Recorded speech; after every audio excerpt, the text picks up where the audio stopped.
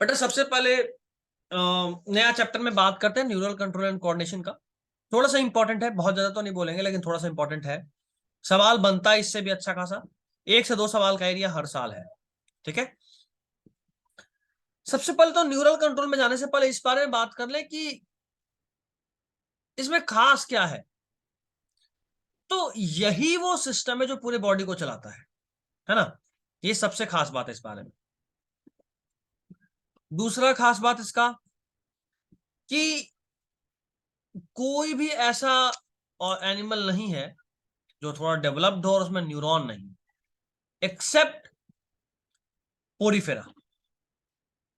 उसमें तो टिश्यू ही नहीं होता, आपस में जितने भी सेल्स में कोई कोऑर्डिनेशन नहीं होता। अगर कोऑर्डिनेशन हो जाता तब तो वो टिश्यू कहलाता। तो पोरीफेरा ग्रुप में जो स्पॉन्ज का ग्रुप होता है उसमें कुछ भी नहीं होता, और चूंकि वहां कुछ भी नहीं होता, जरूरत नहीं ब्रेन का, जरूरत नहीं किसी एक ऐसे सेल का जो कंट्रोल करे सबको। लेकिन उसके जस्ट बाद जो फाइलम आया नाइडेरिया, जिसका एग्जाम्पल हाइड्रा है, उसमें है। ठीक है, उसमें है। तो न्यूरॉन सबसे पहले डेवलप हुआ फाइलम नाइडेरिया में। अभी के लिए आपको याद रखना है, एनिमल किंगडम पढ़ने के बाद समझ में आ जाएगा। ठीक है, ये एक बहुत प्रिमिटिव ग्रुप है एनिमल का, बहुत प्रिमिटिव, कुछ भी नहीं है सही से बना हुआ। और उसका एग्जाम्पल हाइड्रा है। हाइड्रा के प्रिमिटिवनेस का आप इस तरीके से अंदाज लगा सकते हैं, ये तो देखने में भी एनिमल नहीं लगता, जुड़ा होता जमीन से ऐसा, है ना।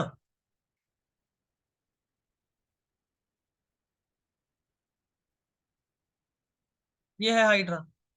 तो यहां तो सही से एनिमल लग भी नहीं रहा है, इसमें एडवांस फीचर का हम क्या ही उम्मीद करें। ठीक है, चलिए। तो पहला न्यूरॉन का डेवलपमेंट यानी पहला नर्व सेल का डेवलपमेंट हुआ था फाइलम नाइडेरिया में।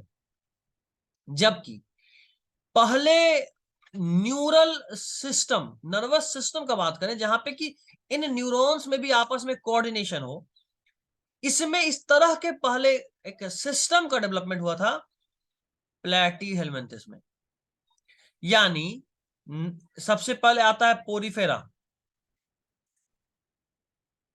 इसमें कुछ नहीं था। उसके बाद आया नाइडेरिया, इसमें सेल था लेकिन उन सेल का आपस में इंटीग्रेशन नहीं था। उसके बाद आया टेनोफोरा, सेम बात, सेल तो था लेकिन कोऑर्डिनेशन नहीं था। और फिर आया प्लेटीहेलमिन्थेस, जहां पे कि सेल आपस में इंटीग्रेट करके एक सिस्टम का फॉर्मेशन किया था, और उस सिस्टम को बोल रहे थे नर्वस सिस्टम।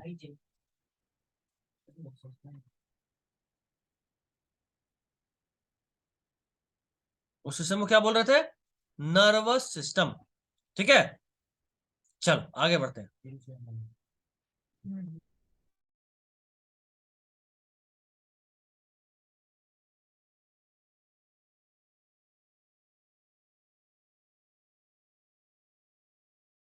चलो आगे बढ़ते हैं, उसमें कोई दिक्कत तो नहीं?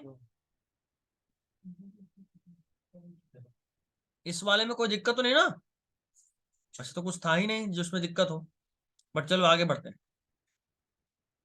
अगर हम अपने बॉडी के केस में बात करें कि हमारे बॉडी में नर्वस सिस्टम कैसे काम करता है, तो हमारे बॉडी में नर्वस सिस्टम के साथ एक और सिस्टम है, इंडोक्राइन सिस्टम। ठीक है, हमारे बॉडी में नर्वस सिस्टम के साथ एक और सिस्टम है, इंडोक्राइन सिस्टम, जो कि आपस में इंटीग्रेट करता है, कोऑर्डिनेट करता है ज्वाइंटली, और फिर जाके काम करता है। ठीक है, तो हमारे बॉडी में कंट्रोलिंग का काम सिर्फ एक न्यूरल सिस्टम का नहीं है, साथ में एक और है, कौन? Endocrine system. न्यूरल सिस्टम और इंडोक्राइन सिस्टम, जो कि आपस में ज्वाइंटली कोऑर्डिनेट करते हैं और फॉर्म करते हैं, आई मीन ज्वाइंटली कोऑर्डिनेट करके पूरे बॉडी को कंट्रोल करते हैं कोऑर्डिनेटेड मैनर में। ठीक है, न्यूरल सिस्टम जो है ना, वो भी एक ऑर्गेनाइज्ड नेटवर्क है। ये पॉइंट टू पॉइंट कनेक्शन करता है, बट ध्यान रहे सेल टू सेल नहीं करता।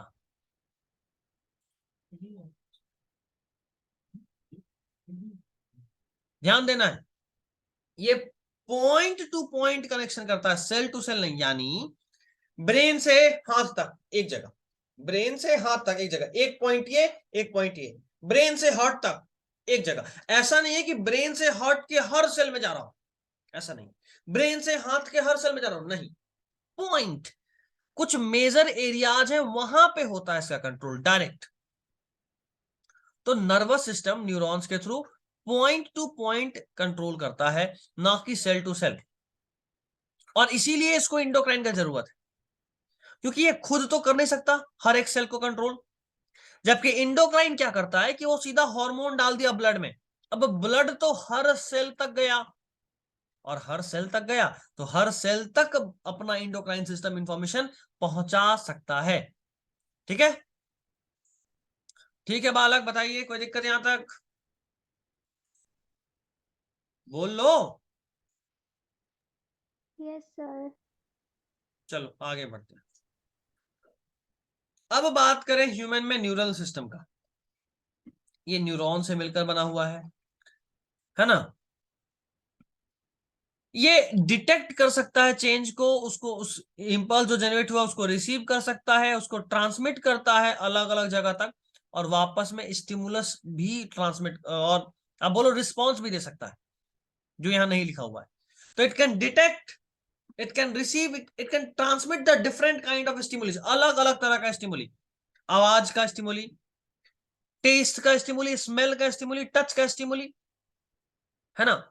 इन सब अलग अलग तरह के स्टिमुली को ये ट्रांसमिट कर सकता है अलग अलग तरीके से। नहीं तो अगर हर केस में सेम तरह का इंपल्स बनाता नर्वस सिस्टम, तो हमारे बॉडी को पता कैसे चलता कि कब कुछ अच्छा लग रहा है या कब कुछ खराब लग रहा है ना बात। ये बॉडी को पता ही इसलिए चल पाता है क्योंकि हमारा ब्रेन सबको एक तरह से ट्रीट नहीं कर पाता है, सबको अलग अलग तरीके से अलग अलग कंडीशंस मानकर ट्रीट करा जाता है। ठीक है, चलिए अब बात करें, न्यूरल सिस्टम जो है वो इंसेक्ट्स में भी बेटर ऑर्गेनाइज्ड है। वैसे तो इसको बोलेंगे नहीं कि बेटर ऑर्गेनाइज्ड है, बुरा ही बोलेंगे, जबकि इस केस में खासकर यहां पे एनसीईआरटी लिख दिया है बेटर ऑर्गेनाइज्ड, इसलिए हमको बेटर ऑर्गेनाइज्ड मानना हमारा मजबूरी है। ठीक है, क्योंकि एनसीईआरटी बेटर ऑर्गेनाइज्ड लिख दिया है, इसलिए बेटर ऑर्गेनाइज्ड मानना हमारा मजबूरी है, होता नहीं है। ठीक है, आई मीन ऐसा होता नहीं है से मेरा मतलब है कि हर चीज को कहने के पीछे का मनसा अलग अलग होता है। यहां पे होता नहीं है का मतलब है कि वो एक्चुअली में उतना बेटर ऑर्गेनाइज नहीं होता है। ठीक है, उतना बेटर ऑर्गेनाइज नहीं होता है, जबकि बाकी जगह पे होता है। ठीक है,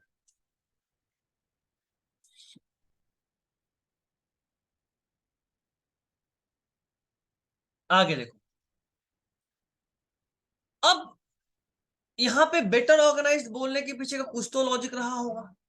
तो यहां लॉजिक ये है कि बाकी सब जगह तो सिर्फ न्यूरॉन्स हैं, यहां पे बहुत सारे गैंग्लिया हैं, यानी ग्रुप ऑफ न्यूरॉन। यानी जैसा हमारे में ब्रेन है बहुत सारे न्यूरॉन के मिलने से बना है, कुछ कुछ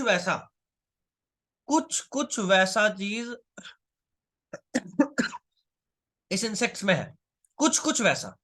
ठीक है, that is why we are calling it as better organised. मैंने कहा था हर चीज का एक वजह होता है, कुछ ब्रेन की तरह का बनना शुरू हो गया यहाँ पे चीज, that is why we are calling कि ये बेटर ऑर्गेनाइज्ड होता है। नेक्स्ट, न्यूरॉन्स तीन तरह के हो गए, एक हो गया सेंसरी, एक हो गया मोटर, एक हो गया mixed. Sensory, motor, mixed. Sensory जो इंफॉर्मेशन को ब्रेन से उठाएगा, सॉरी, जो सेंस ऑर्गन से उठाएगा और ब्रेन तक लेकर जाएगा, दैट इज सीएनएस। सीएनएस क्या है? ब्रेन और स्पाइनल कॉर्ड को ही तो बोलते हैं। तो सेंसरी न्यूरॉन इंफॉर्मेशन को सेंस ऑर्गन से उठाकर सीएनएस यानी ब्रेन स्पाइनल कॉर्ड तक लेकर जाता है। मोटर नर्व ये इंफॉर्मेशन को सीएनएस से उठाकर इफेक्टर ऑर्गन, जहां पे इफेक्ट कराना है, मान लो कोई आपको टच करा हाथ पे, या मान लो आप किसी गर्म चीज को छू दिए, वहां से इंफॉर्मेशन उठेगा, जाएगा स्पाइनल कॉर्ड तक, जो नर्व लेकर गया वो सेंसरी नर्व है। अब ब्रेन फटाफट, स्पाइनल कॉर्ड फटाफट इस बाह को, आर्म वाले एरिया को ऑर्डर देगा, भाई साहब जल्दी से हाथ को हटाओ, जल्दी से हाथ को हटाओ। तो ये जो आया इफेक्ट कहां दिया, इफेक्ट कौन का दिखाया उसके रिस्पॉन्स में, आर्म, ये इफेक्टर ऑर्गन। तो जो न्यूरॉन सीएनएस से इंफॉर्मेशन लेकर वापस इफेक्टर ऑर्गन तक जाता है, we call it as motor nerve. और मिक्स्ड नर्व जो दोनों ही काम कर सकता है, जिनके पास सेंसरी और मोटर नर्व दोनों के प्रॉपर्टीज हैं, we call it as mixed nerve. ठीक है, अब आखिरी पार्ट देख लीजिए आज के क्लास का। ह्यूमन नर्वस सिस्टम को हम लोग डिवाइड कैसे करें हैं? ह्यूमन नर्वस सिस्टम को सबसे पहले हम लोग डिवाइड करें दो पार्ट, सीएनएस और पीएनएस। सीएनएस का पूरा नाम है सेंट्रल नर्वस सिस्टम, और पीएनएस का पूरा नाम है पेरिफेरल